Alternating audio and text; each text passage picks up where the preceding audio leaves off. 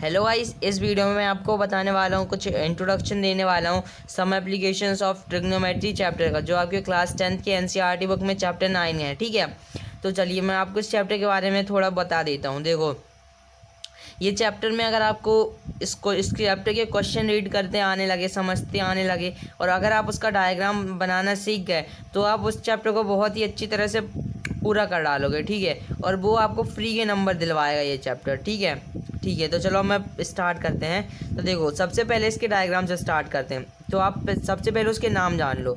जैसे देखो, ये और मैं आपको बता दूं, ये जो होता है ये हमारा ट्रिग्नोमेट्रिक तरह पूरा राइट एंगल ट्रायंगल पर बेस होता है। ठीक है ना, तो अब आपको इस बात का ध्यान रखना है। तो देखो, ये हमारी ये राइट एंगल ट्रायंगल बन गया। ठीक है, तो देखो अब मैं इस पॉइंट को नाम दे देता हूँ। जैसे मैं इसको दे देता हूँ P, इसको दे देता हूँ Q और इसको दे देता हूँ R। ठीक है, तो जो हमारा PQ है वो कोई ऑब्जेक्ट है, समझो ये कोई भी कुछ भी चीज़ है, जैसे कोई कुतुब मीनार है, बिल्डिंग है। अगर आपको इसकी डिस्टेंस मेजर करना है, ठीक है, तो आप किसका यूज़ करोगे? आप ट्रिग्नोमेट्री का यूज़ करोगे। ठीक है, तो इस चैप्टर में आपको यही करना है। ठीक है, हर क्वेश्चन में बस यही करना है, ध्यान देना। ठीक है, तो जैसे देखो, अगर यहाँ से अगर आप देख रहे हो, ठीक है, यहाँ से आप देख रहे हो, तो ये वाला जो पॉइंट है, ठीक है, ये वाला जो पॉइंट है, इस पॉइंट को आप कहोगे एंगल ऑफ एलिवेशन। ठीक है, क्या कहोगे? Angle of elevation, angle of elevation. ठीक है, तो अब देखो, और आप ये वाली लाइन को क्या कहोगे? जो हमारी PR लाइन है, PR लाइन, उस लाइन को आप क्या कहोगे? उस लाइन को आप कहोगे लाइन ऑफ साइट। क्या कहोगे? Line of site. आपको नाम याद रखना है। ठीक है, लाइन ऑफ साइट। आप इसके क्वेश्चन जितने ज़्यादा करते जाओगे आपको उतने ज़्यादा परफेक्शन आता जाएगा। ठीक है, तो अब आप इस बात का ध्यान रखना। और आपकी जो ये वाली लाइन है, ठीक है, जो लाइन आपकी QR है, ठीक है, उस लाइन को आप क्या कहोगे? उस लाइन को आप कहोगे हॉरिजॉन्टल लाइन। ठीक है, तो मैं यहाँ पे लिख देता हूँ हॉरिजॉन्टल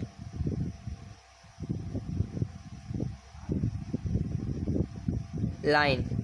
ठीक है, तो अब आपको ये तीनों चीज़ें याद रखनी है। ठीक है, और आप ये तीनों नाम किस सिचुएशन में रखोगे? जब आपका ऑब्जेक्ट ये R पॉइंट पे होगा। ठीक है, आप R पॉइंट से किसी चीज़ को देख रहे होगे। ठीक है, तो ये तीनों नाम आप यूज़ करोगे। ठीक है, अब देखो दूसरा केस देखो, तो अब यहाँ भी हमारा बेसिकली राइट एंगल ट्राइंगल ही होगा, क्योंकि हमारी जो ट्रिग्नोमेट्री है वो पूरी तरह से बेस है राइट एंगल ट्राइंगल पे। ठीक है, तो जैसे मैं यहाँ पे ये डायग्राम बना लिया, ठीक है, या फिर मैं थोड़ा बड़ा डायग्राम बना लेता हूँ, ये कुछ ज़्यादा ही बड़ा हो गया।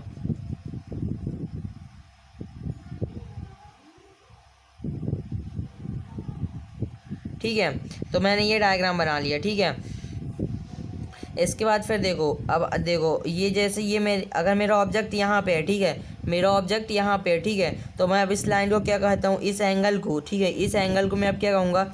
इस एंगल को मैं कहूँगा एंगल ऑफ डिस्पर्जन। ठीक है, एंगल ऑफ डिप्रेशन। ठीक है, RESSION। ठीक है, तो आप इसको कहोगे एंगल ऑफ डिप्रेशन। ठीक है, अब यहाँ पे भी मैं नेम दे दूँ इससे पहले, PQR। ठीक है, और इस लाइन को आप क्या कहोगे? इस लाइन को तो आप कहोगे लाइन ऑफ साइट। ठीक है, दोनों केस में आप यहाँ पे कहोगे line of site, line of site. ठीक है, अब देखो, अब आपकी हॉरिजॉन्टल लाइन क्या होगी? हॉरिजॉन्टल लाइन आपकी ये वाली हो जाएगी। ठीक है, ये वाली जो लाइन होगी वो आपकी हॉरिजॉन्टल लाइन हो जाएगी, क्योंकि आपका ऑब्जेक्ट जो है वो ऊपर है। ठीक है, मैं पहले यहाँ पे लिख दूँ फिर आपको बताता हूँ हॉरिजॉन्टल लाइन। ठीक है, तो मैंने लिख दिया।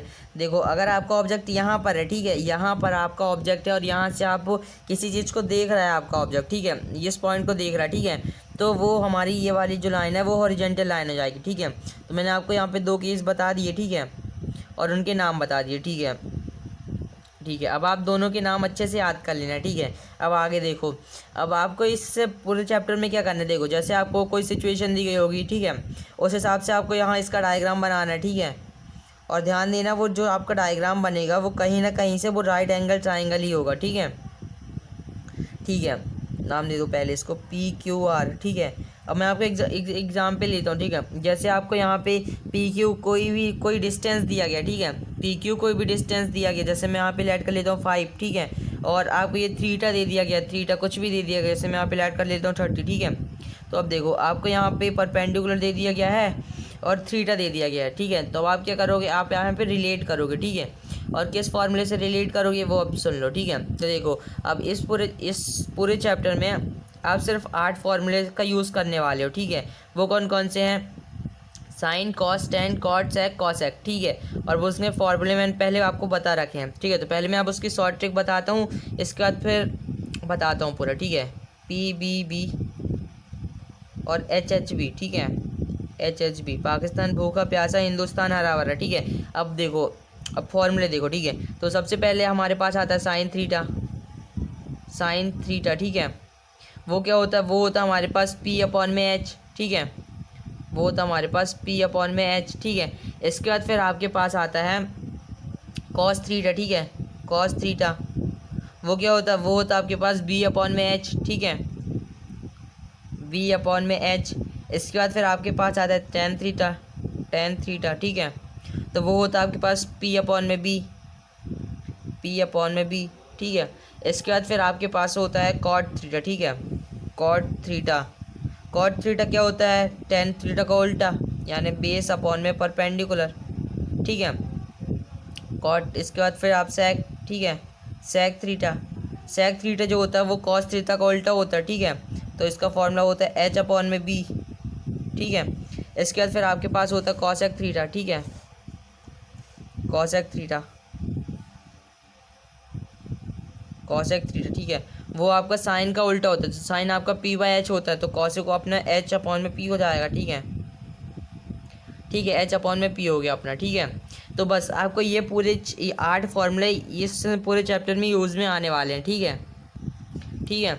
और आपको इस चैप्टर में और एक चीज़ आम आने वाला है, वो है ट्रिग्नोमेट्री रेशो, ठीक है। और ट्रिग्नोमेट्री रेशो का कैसे निकालते हैं, ठीक है, और उसको कैसे लर्न करना है शॉर्ट ट्रिक के साथ, वो उसकी वीडियो आपको इंट्रोडक्शन वाली जो हमारे ट्रिग्नोमेट्री चैप्टर था उसकी इंट्रोडक्शन में मिल जाएगी, ठीक है।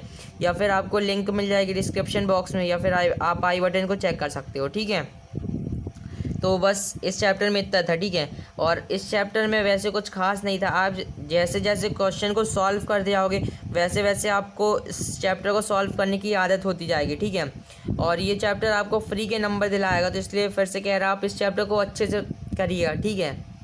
जो टॉपर होता है वो जो कमज़ोर चैप्टर होते हैं उनको बहुत ही अच्छे से करता है, और अच्छे चैप्टर को वो अच्छे से करता ही है, लेकिन जो उसके कमज़ोर चैप्टर होते हैं, ठीक है, उसको भी बहुत अच्छे से करता है, ठीक है। तो इस बात का ध्यान रखिएगा और अच्छे से करिएगा, ठीक है। थैंक्स फॉर वॉचिंग, मिलते हैं अगली वीडियो में। अगर अभी तक चैनल को सब्सक्राइब नहीं किया है तो फटाफट से कर लीजिए, ठीक है। Thanks for watching.